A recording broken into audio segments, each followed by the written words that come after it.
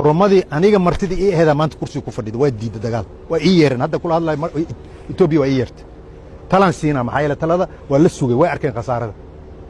al-shabaab hubka dhiga la leeyahay maxaakiim aniga ma keen goorma aniga maxaa soo ma tagin meesha la yiraahdo wasiirka arrimaha gudaha ma ahan dibadda prime minister ha fadhiga soo galaan erig nabadda soo gala dastuurkay soo raaceen daahir aweys iyo sheekh shariif ninka eritreeyo tagay Soomaaliya afwarkan waxaa yiri xabad lama bixinayo anaga jabhad ma noqonin Abdullahi Yusuf ugu dambeeyay eldareedo ku yiri madaxweynaha Mooyo joogo hooyadii hadii qabri ka soo baxdo jabhadda ma suubinayo burburka anaa ka taliyo SDF ah maanta galka ceelka ku suganta siyaasadda dhamay ka baxeen qolada dagaal gasho siyaasadda Soomaaliya dhaxal ma u helayso Soomaaliya regime la iska dumiyay wixii kale waa siyaasad waay nimankan kuraasay rabaan shabaabka maxaakiim kuraasay rabeen waa la siiyay Sheekh Shariif laakiin nabadda qaado waa ma fahant marka la fariisanayo hubkay dhigayaan Soomaaliya hal waay nin Soomaali xabad loo haysto qarxis gaalada iska leh Clinton sheegtay anaga isticmaalna mujaahidiinta anaga aabiisan dilnoo yiri Maxamed Siyaad Barre wasaaradda arrimaha gudaha feelkeedan ka hadla 1978 kun nin oo diray Cabdiqaasim iyo Umar Xaaji iyo ninka la yiraahdo Maxamed Siyaad Barre inta kala la xiriyo xaashi wahliya kamid ah nimanka manifestada lagu sheegay la qarxiyay Maxamed Siyaad markuu baxay kursiga nagu wareejin dhahan kuwa kala la xiriyo agaasimo ahaa xaashi wahli ما فهمت بالله ريف بالله ku xirnaa Sacuudi familiga uu taajirsan waa oo construction ana engineer ah waa qana bilaadan Mareykan waxa dhisay iyaga waa marka waxaan ku sheegaa dagaal waa lagu jabay Mareykana ku jabay Faransiiska ku jabay sagaal wadan ku waayay West Africa Ismaaciil Mageela ku jabay Ciise Afar Abi Ahmed ku jabay Meel Zanaawa ku jabay Sana oo George marka oromadii aniga martida ii aheeda maanta kursiga ku fadhida waa diiday dagaal waa ii yeereen hadda kula hadlay Ethiopia waa ii yeertay talan siina maxay la talada waa la sugay way arkeen khasaarada xasan sheekh waa u sheegnaa habeenkii waa diiday baydhabo taga waa ku siixay dagaalka ma ka bixi karo wax doo siixday ka baxday waa lagu dhufanaa balanta 12 nin gudi arkiisaladaan way siixeen lacag la siiyay Djibouti huba laga siiyay wax la dagaalalay waa burbureen soma saddex nin kaart Cabdiqaydid waa kaad lagu dilay meesha dagaal saasoo khasaaro u yahay Soomaaliya la dagaalka kaas waa mid diidana ma fahant waxaan ka wadaa farsamo ina u heshid waa sida maxaakiim lagu baxshay waa ka xoog badnaa magaalada xamar inta madaxtooyada aniga ahayn waa qabteen koonfurta dhan iyo godane maxaa aniga ay qaban waayeen maxay la shacabaan leh magaalada xamar shacabaan ku dhaxlay see doorashada ku qabtay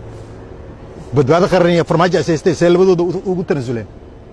rooblo inuu doorashada galo soo intervention sama subin hay'ad xamar dib badan ka maray Greenland ninka baxshaa Mareykanna ajna ciidida kula dagaal uu ku jabay raal oo weydeen Carter soo wacay jaranka looma sheegin dagaalka ciidid la galay soo qabali looma sheegin ciidid naga raal awal yiri noo badbaadi ciidanka White House aabaha nagala hadal waa rareynaa wuu guuleystay 79 oday ku dileen guriga lama taaban July 11 Mareykanka naftigiisa as khayaamoy qolna dagaal u dirayeen qolna nabad ay rabaan ma fahant waxaan ku micnayno ma garanay marka waxaan rabnaa dagaal khasaaro waay markii soo rabo ummatu nabi maxamed dagaal inay gasho ma kalaamkana la sii carabka wada hadal ala la hadlaa hebel waa la yaqaana adiga hadda ka baqaysan in la hadisho ninka yaqaana u dire ma garat nimanka waxay degan gedo ma degan waqooyiga xaruntooda ugu weyn gedo waa Westiga abuuray Ingiriisi Mareykan abuuray Asia kun nin u direen ka soo dagaalameen 78 kun nin direen nimanka soo tababartay ma hadda la dagaali kartaa xiriirkooda ciidu ka badan intaas dawladooda ku xiran yihiin oo Carabiya ajaba ma fahant aqliga marka waa in la fariistaa Xasan Daarweys ma xarabtaa Sheekh Shariif ma xarabtaa isla ma soconay kulay Umar Iimaan ma xarabtaa intaas ay kulligood way aqbaleen guddiga ma garanaysaa soo celinta dib xoreynta qaranka markaan ka soo binna meesha la yiraahdo ururle Soomaaliya meesha isku timaad runta isku sheegay abtigay waa Xasan Daarweys runta ii sheeg kursi yarna oo kursi ha nin kursi rabo marka xabad ma ugu riday Soomaalida kursiga waa nugu wada filan yahay waa bala laaya qof ka shaqeeya xafiiska laay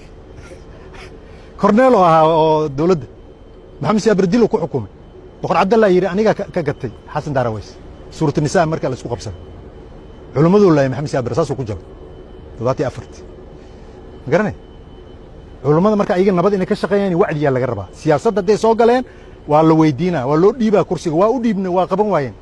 aw sheekh shariif